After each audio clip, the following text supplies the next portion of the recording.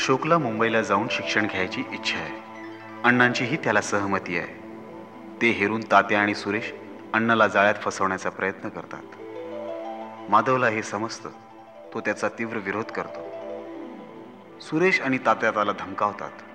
दरम्यान आपेला स्वप्न पडतं. घरात काहीतरी अघटित घडणार. ती निलिमाला बोलवण्याचा आग्रह धरते.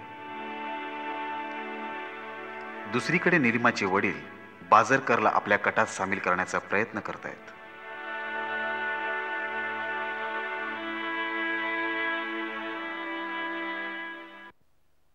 किती वेळ पाच लावत बसणार?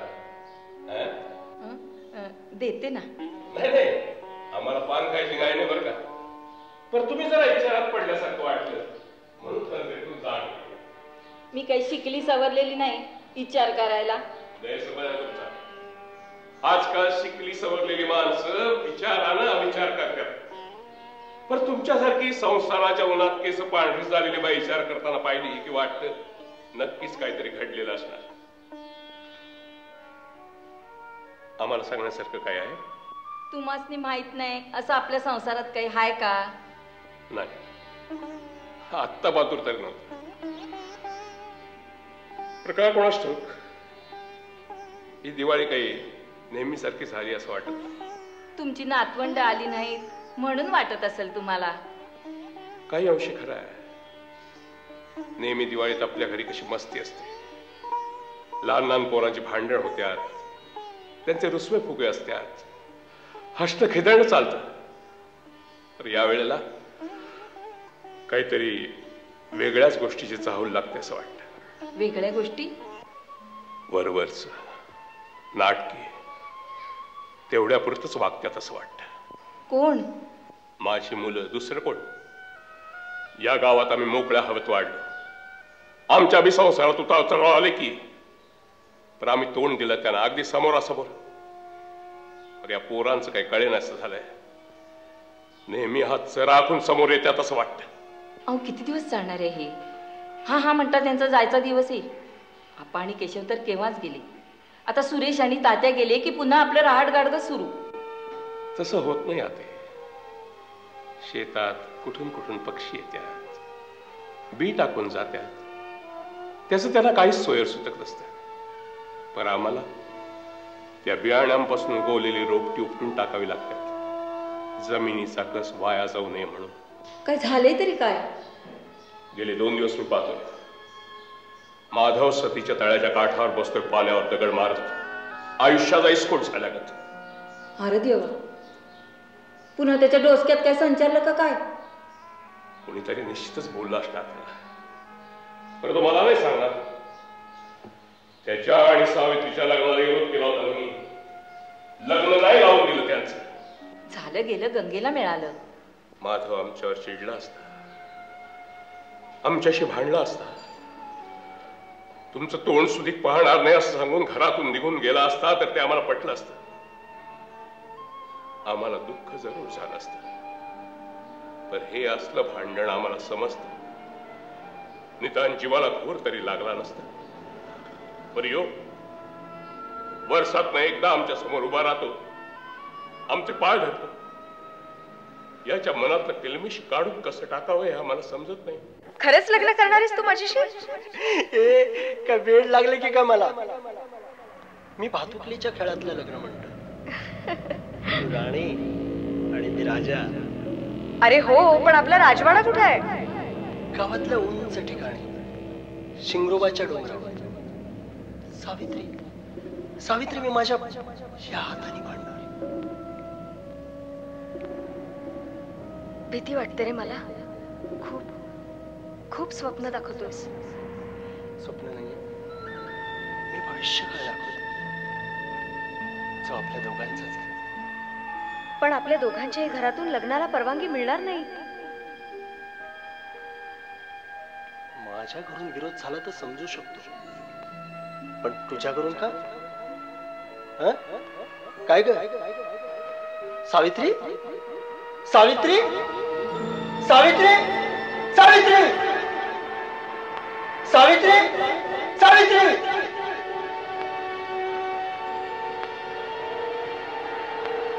सावित्री. सावित्री, सावित्री! का नसावा? विरोध करायचा अधिकार काय फक्त पाटलांच्याच कुटुंबाला आहे? मला त्याची पर्वा नाही पाटील बाई.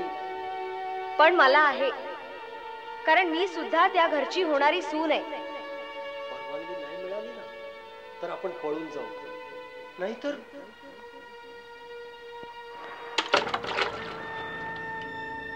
माधव, हे तळ किती खोल असेल रे? मी कधी जीव देऊन पाहिलं नाही. अरे पण अंदाज तर कर. असेल 2-3 पुरुष. तळ्याची खोली सुद्धा तुम्ही पुरुषाच्या मापानं मोजता, स्त्रीच्या का नाही रे? प्रत्येक गोष्ट मनाला लावून घेतलीच पाहिजे का? तळ्याचं नाव आहे सतीचं तळ. नवऱ्या पाठोपाठ जाळू नका, जाळू नका असा आक्रोश करत रखमानं जीव दिला ह्या तळ्यात. खरं तर तळ किती खोल आहे हे तिनंच अनुभवलं, आणि तू सांगतोस की तळ 2-3 पुरुष खोल आहे म्हणून? सावित्री, सावित्री!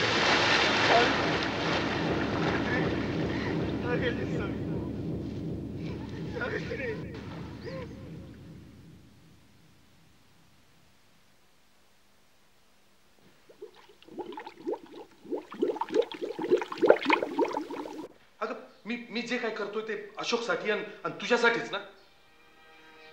उगा माझं नाव घेऊ नका. अशोकसाठी हे एक वेळ मला मान्य होईल. हेच प्रत्येक वेळेला तू माझ्या असं बोलताय जसं तुमची इच्छाच नाहीये, पण करणार काय? उगीच थट्टेवारी नेऊ नकस. पर अशोकच्या बाबतीतली माझी महत्वाकांक्षा तुला ठाऊक आहे. त्याचं या गावात राहून शिक्षण होणार नाही, आणि तू त्याला शहरात पाठवायला तयारच नाहीस. कशी पाठवू? मग त्यानं सुद्धा या गावात राहून माझ्यासारखं खुरडत राहावं हे मला मान्य नाही. पण आबांना आतेचं वय झालंय आता. त्यांना ह्या उतार वयात हा धक्का सहन होईल?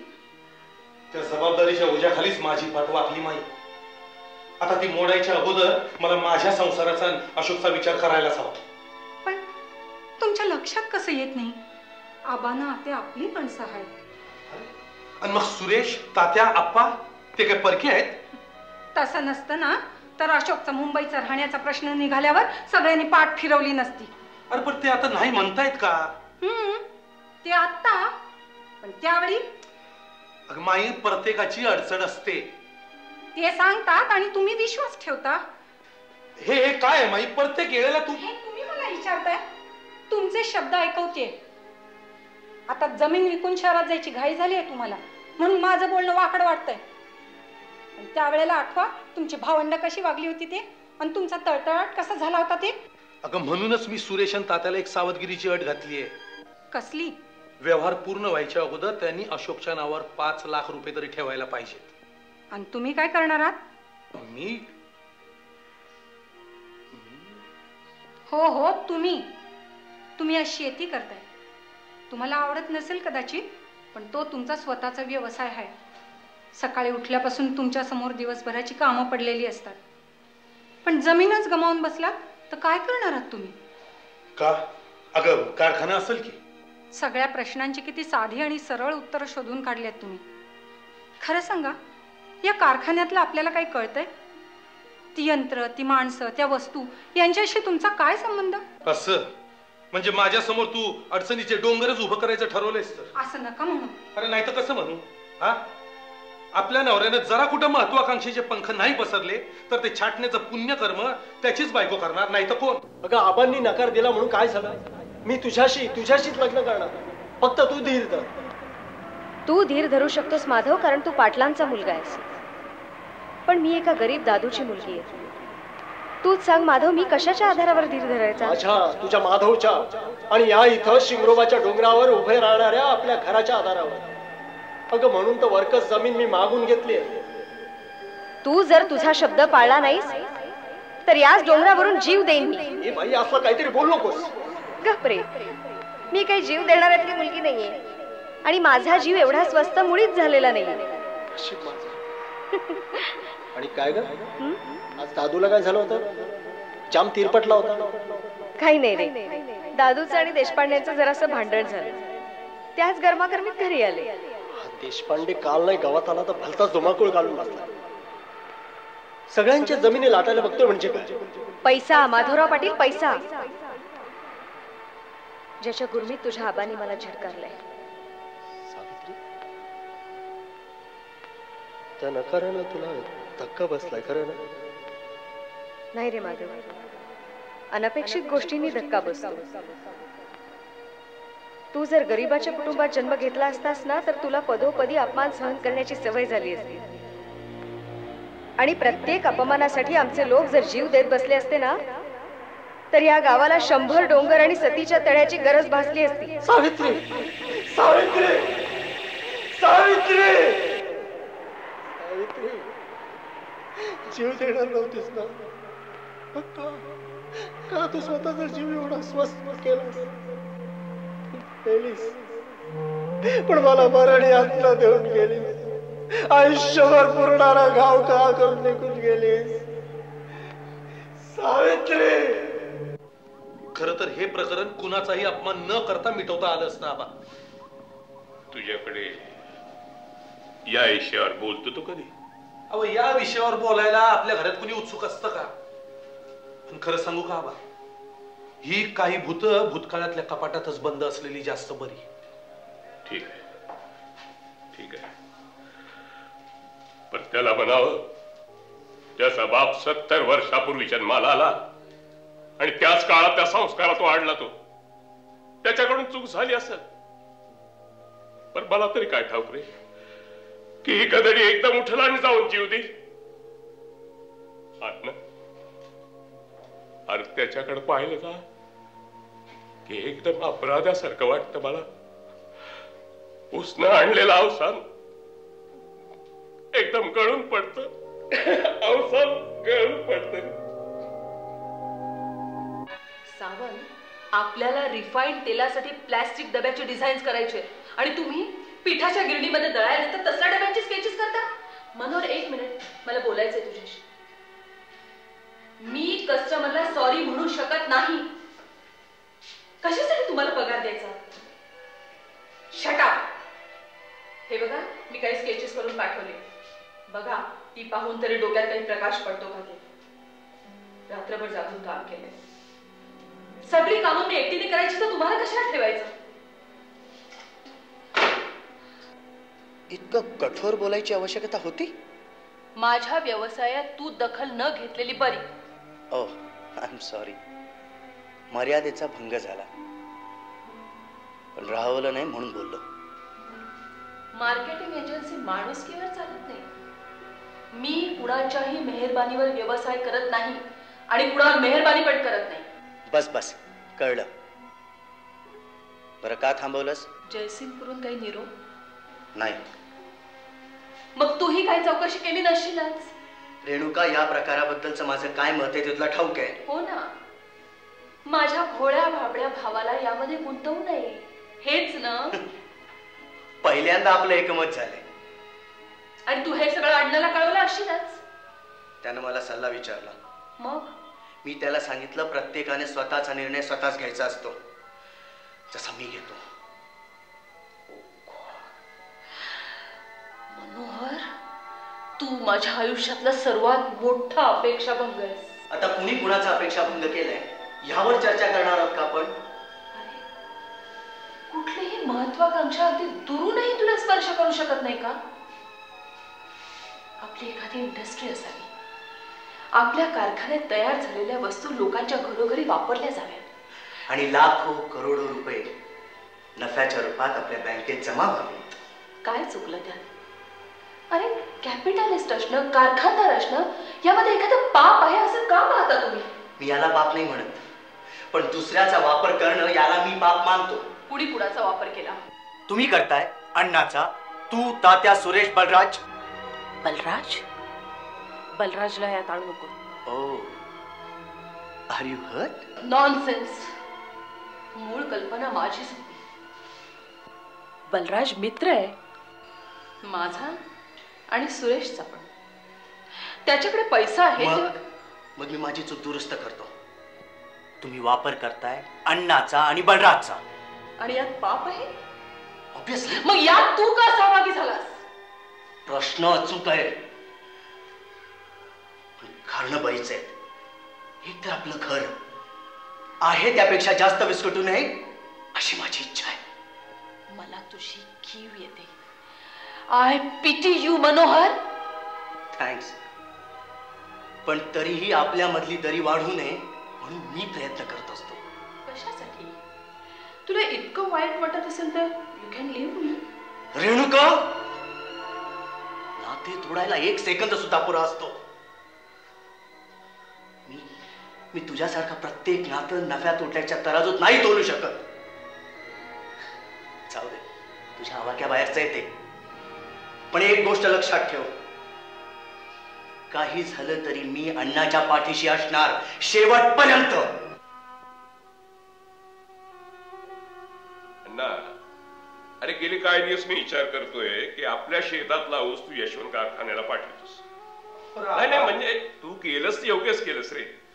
कारण तो श्रीपत कारखान्याचा देशपांडे तुझ्या जमिनीवर डोळा ठेवून होता, त्याचं तुझं भांडण झालं. भांडण नाही बघ, मला सगळ्या गोष्टी मान्य आहे, पण मी काय म्हणतो, आपण समजे एकाच गावातले, म्हणजे देशपांडे तसा आपल्या गावातला नसेल, म्हणजे पण आता आपल्याच गावात राहतो ना, तेव्हा आपलाच म्हणायला हवा नाही का?